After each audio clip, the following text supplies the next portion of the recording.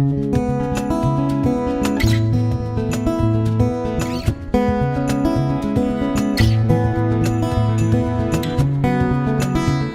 Pete from Cheap Homesteading. I'm in the garage this morning and we're going to wire up my 220 volt V-box joint cutter. I could have went two ways with this. One, I was thinking I was going to run conduit all the way over to the panel, but that became really expensive and I thought, you know what, sometimes I try to do things too complicated. So I went out to Home Depot and I got some 10-4 extension cord. I don't need 4 wires, but it was cheaper than the 10-3 for some reason. They had 1 wire and it became cheaper, so I decided to get the 10-4. So I got 3 meters of that, and I got a 50 amp welder plug. So basically I'm gonna make my V-box joint cutter just a plug-in piece of woodworking equipment. So I just think that's gonna be the easiest. So let's wire it up. Okay, so the first thing we're gonna do is get the plug out. You don't even need the terminals really. You go here, and you want enough space to get the wire to the farthest terminal. And this is where it clamps, so you don't want the rubber to be cut back past here.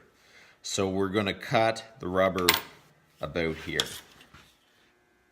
So first thing off, I'm not an electrician, so you gotta take that into consideration. I'm just a guy in a shop wiring up his V-box joint cutter. Do not exceed your skill set. If you don't feel comfortable, you really need to ask someone or get someone to help you.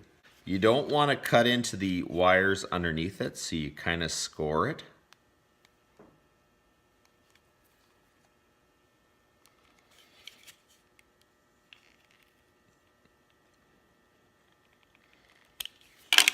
There we go.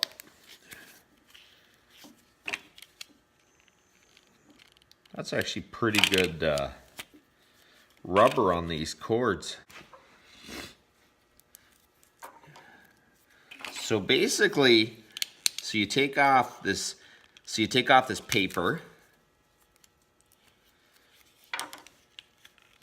So extension cord stuff is so expensive. I don't know what it is, but it is in Canada. In Canada, it's about $9 a meter, and a meter, I think there's about 3 feet in a meter. I don't know, there's something like that. There is 4 cords in here, but we're really only going to use the green, the white, and the black. So I'm going to cut off the red. So now we are going to strip the wire back off the white, black, and green wire. Okay, so now we're going to grab the connections out of the bag.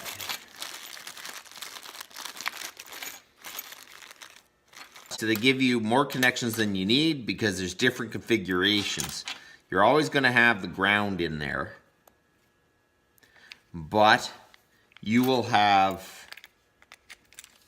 depending on what you need and the amperage, you'll have some that are like this. That's how mine is. Or you'll have one like this. So you have to get out your instructions, and it lays out pretty easily where you put each connection. Okay, so mine is basically like that.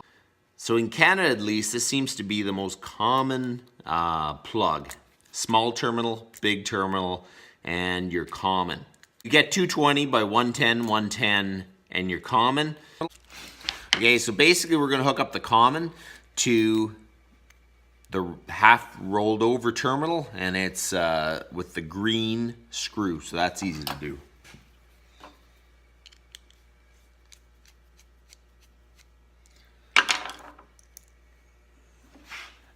So basically it's easy. All you do, give it a little bit of a twist, but you slide it in between this bracket and there. Okay, so make sure you don't have any rubber in between it, and then just tighten it up. Okay, so now this one and this one's a hot. Okay, so basically my white one is supposed to go here, so we are going to screw that one there.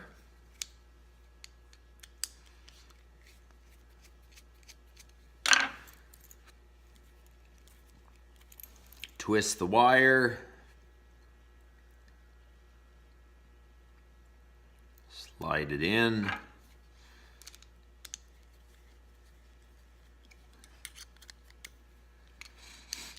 It's handy because you don't have to have the terminals in the plug when you're hooking it up, because it becomes awkward, really. Okay. Okay, so now we'll twist this one.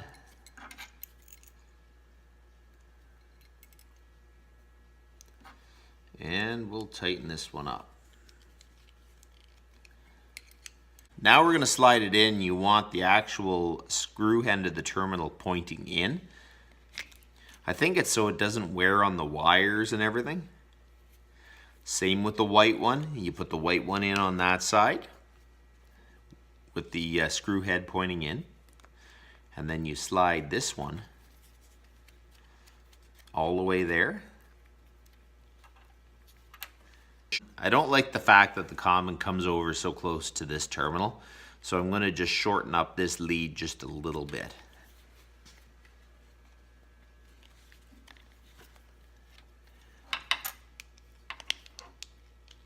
Don't cut too much off or you're going to be in trouble, but you definitely don't want it that the plug can short out. I'm going to twist this, and I'm going to put this back in.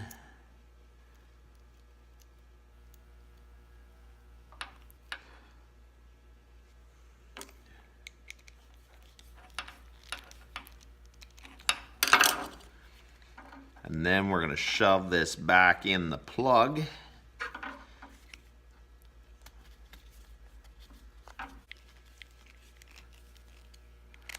You want that clamp to be on the rubber insulation, not right on the wires.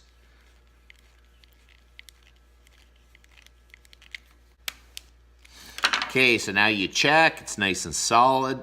It isn't going anywhere. So now we're going to throw the other end on here. Okay, so we throw the screws in. We're going to tighten this up.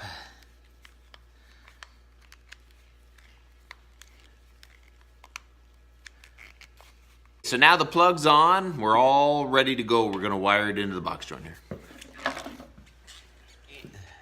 So my box cutter came with a really nice on-off switch on the box. So we have to open this up, and there's a screw right at the very bottom.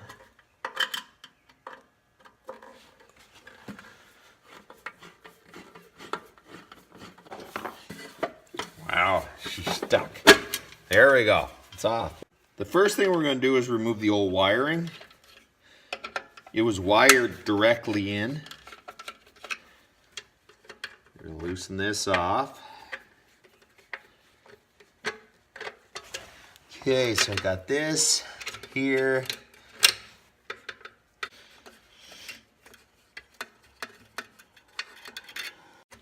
We're gonna fish the old wire out.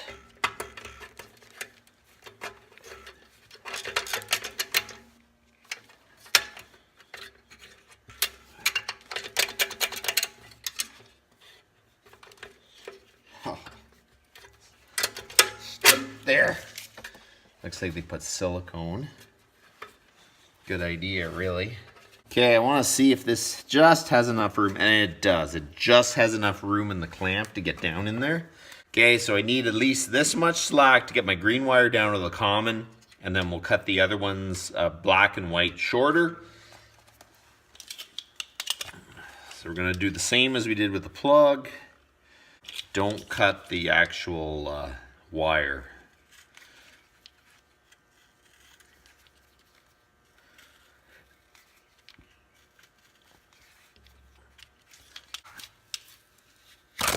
There we go.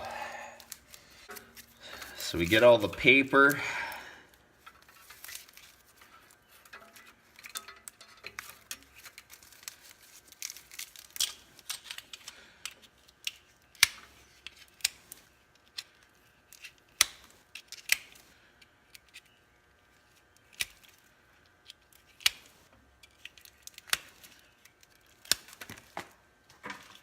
We don't need the red. So now we fish the wires down through and make sure that this is down as far as it can go. We're going to clamp it.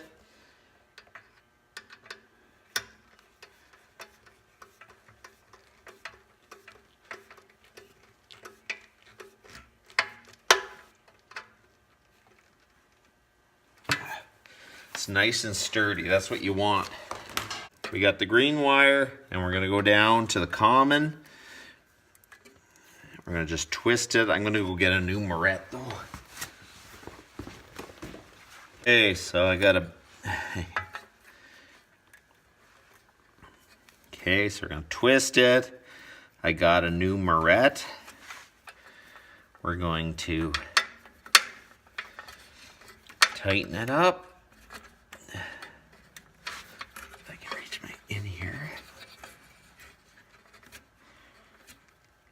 Okay, there you go. Make sure it's all good. Make sure the wire sets nicely around. Okay, so now we're gonna hook in the two positive leads. So I'm gonna cut them to a good length, so about here.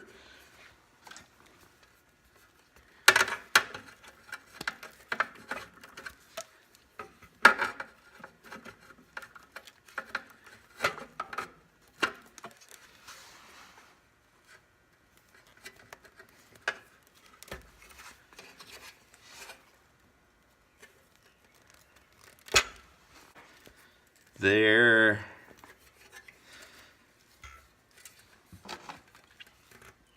Just want a hair more off that one. There.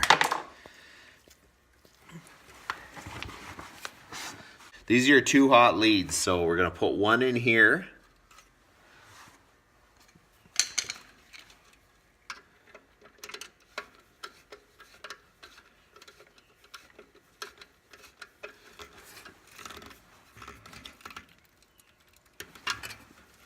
Good.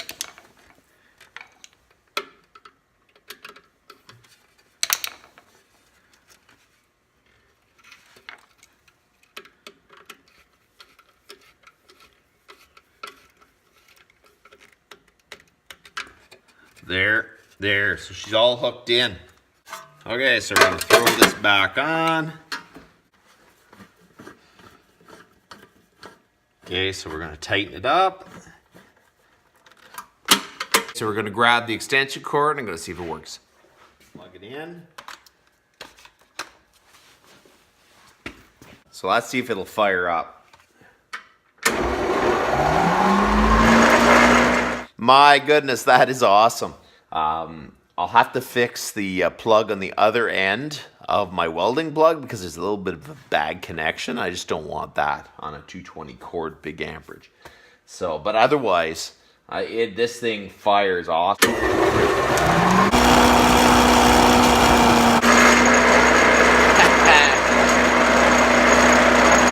I am super happy with that. That sounds awesome.